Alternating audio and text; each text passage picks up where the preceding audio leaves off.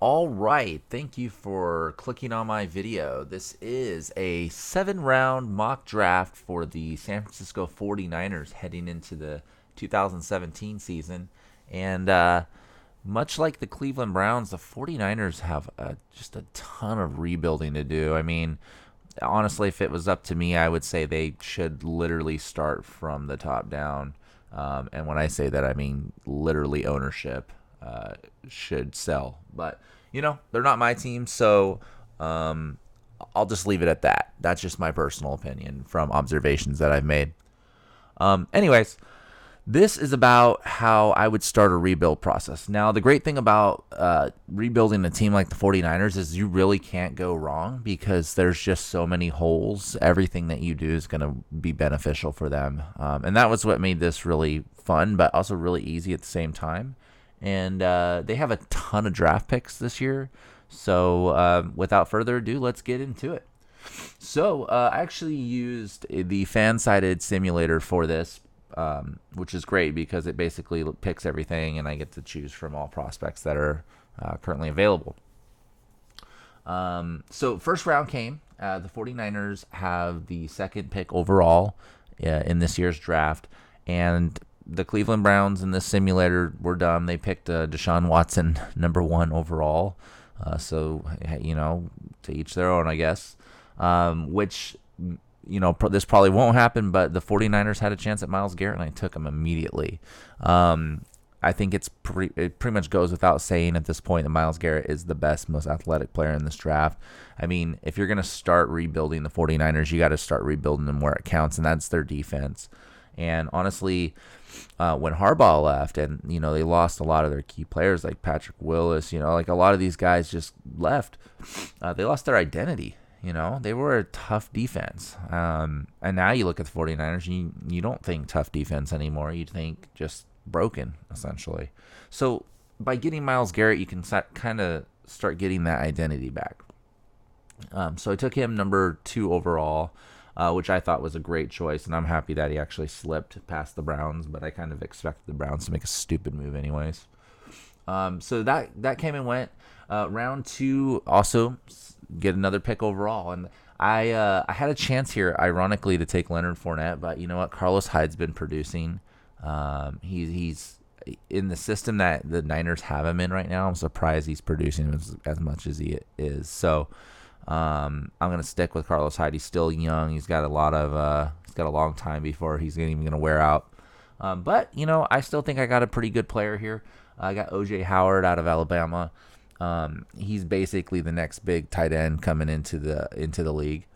I remember reading scouting reports, and people are comparing him to like Shannon Sharp, but like a bigger version.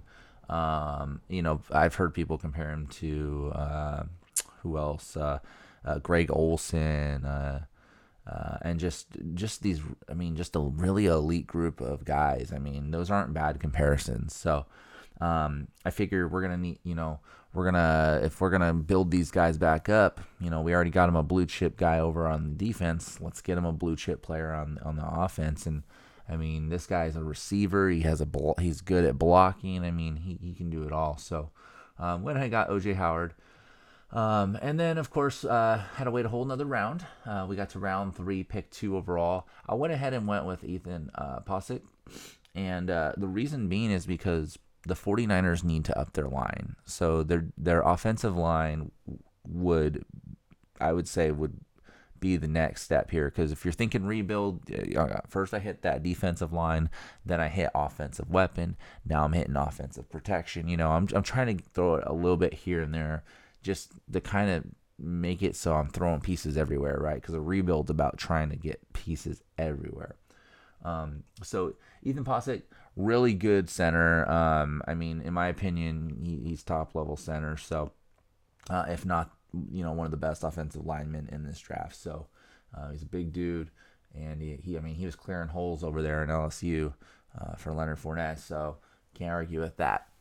Okay. So after him, round 4 came along.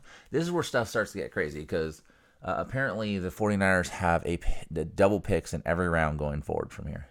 probably because they just lost all his players. So the first pick in round 4 is the second overall pick in round 4, and I went ahead and picked up Brad Kaya out of Miami. He slipped. I kind of knew he was going to slip, so I wasn't in a hurry to get him. But I took him here because I didn't think I would have a chance to take him again if I waited any longer. So I went ahead and picked him up. He's gonna need to sit for the year, but that's cool because Colin Kaepernick, they gotta eat his contract anyways this year. Otherwise, I mean, he's getting paid regardless. Colin Kaepernick's getting paid. I know Niner fans are probably not happy about him still being there. I mean, some of them might be, but honestly, he's not a starting caliber quarterback anymore. But I mean, the Niners can't just dump him. I mean, he's got too much money involved in his contract. I would think that if you get Brad here, you sit him for a year, have him kind of work on his skills, and then once Cap's contract's done, then you can start thinking about possibly getting him in some games and things like that. So I took him here. He's obviously going to need to be groomed, but he could be the future of the franchise. Number 4, or the second pick in the 4th round, number 37 overall in that round is I'm going to go with Dwayne Thomas. And the reason I'm going with Dwayne Thomas, he's out of LSU. I like him. I think that he plays really well. And the one thing that got me was the game against Alabama. I mean, he was all over the place in that game. He was swatting passes.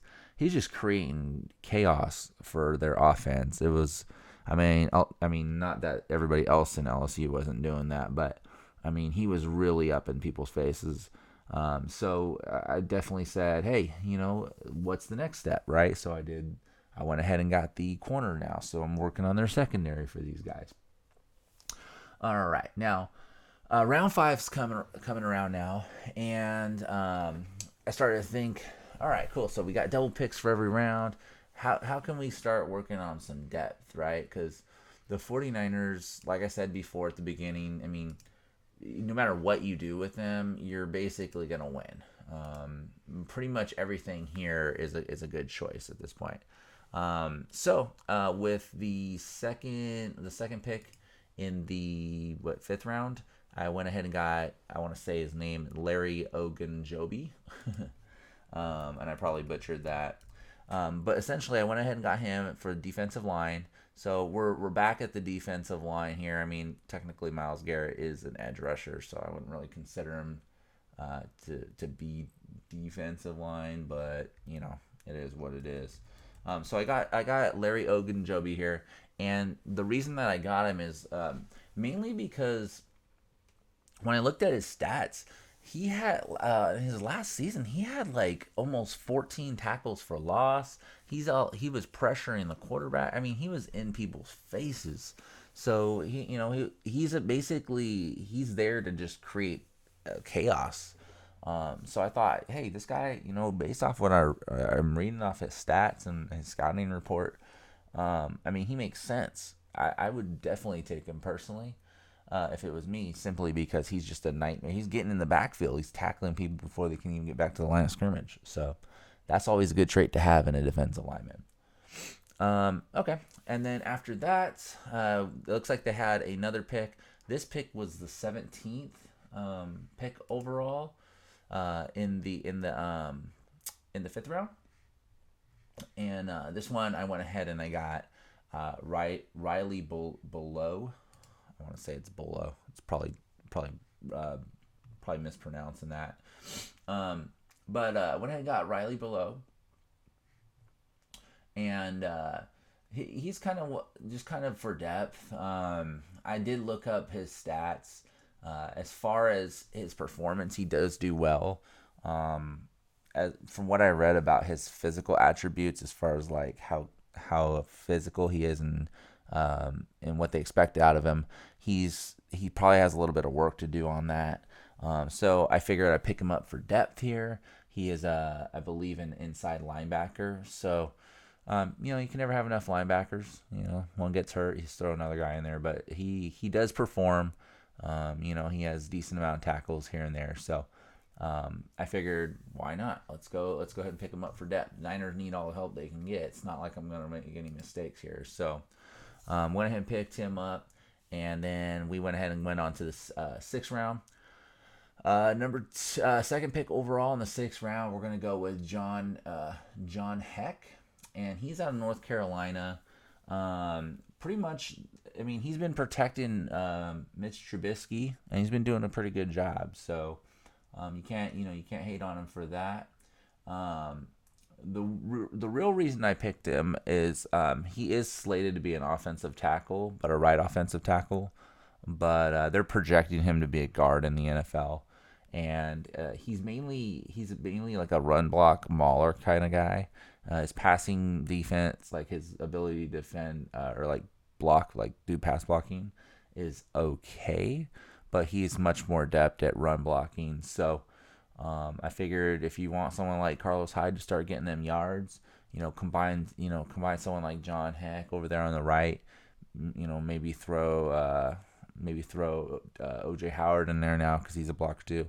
You could really start working on a run game here, and then that way, when you do bring someone in like Brad Kaya, he'll have that run support that he needs as a new quarterback. If you don't give him that support, he's just gonna fail. So went ahead and picked him up, and got another pick here in the sixth round. I went ahead and picked up Isaiah McKenzie out of Georgia, and not because he's a wide receiver, but I mainly picked him up as a return man. And I read his stats. Man, he's averaging 12 yards on a punt return, and he's also averaging 4 punt return touchdowns a season. So, well, that's insane.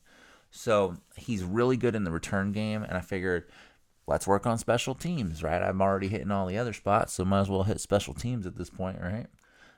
So I went ahead and did that, and I think he'd be a good addition. You can never having a good return man is always a good thing, especially if you're not doing good in that aspect of the game. So after him, went ahead and went to the seventh round, where the Niners somehow have the first and second pick in the second round overall. So who knows?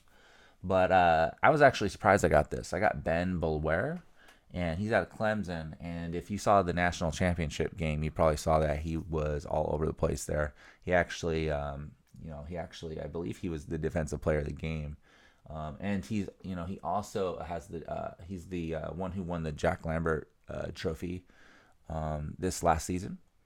So if you guys aren't familiar with that, let me kind of fill you in on people who've won that trophy recently. People like Luke Kuechly, Von Miller, Jarvis Jones, Khalil Mack.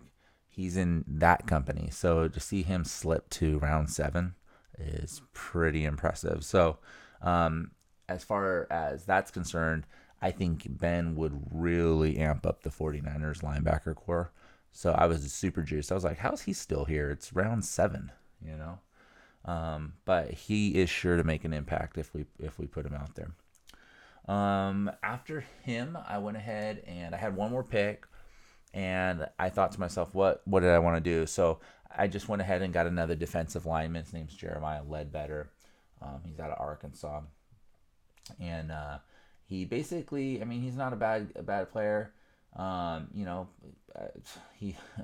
He posted 15 and a half sacks in a single season, so it's basically the second most in his school's history. So not bad there. He is second team NJCAA All American Honors and first team All Conference. He's he's for depth. That's pretty much all I can say about him. But all in all, I think this would be a good start. Obviously, the Niners got years ahead of them before they're going to be rebuilt. This is you have a couple seasons like this where you just draft really good depth, and you get a lot of good players, and you're gonna go places. So I think I covered almost every section. I didn't really cover safety because I was like whatever, but I covered the secondary, I covered the linebackers, I covered the defensive line, offensive line, the quarterback, the receiver. I didn't really think the Niners needed a running back because Carlos Hyde's serviceable. He can do his job. So I think I covered everything here. If you guys have any different recommendations or anything, throw them in the comments below. I'm always down to hear what you guys think. Don't forget to like my videos and subscribe, and to, just let me know what you think. All right, guys. I'll try to have another video out soon, but I hope you enjoy this one. Take care.